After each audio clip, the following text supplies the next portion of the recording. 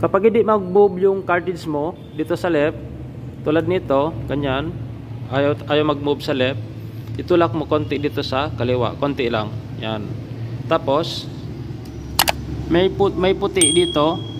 Hanapin mo yung puti dito. Yan o. Itulak mo lang yan.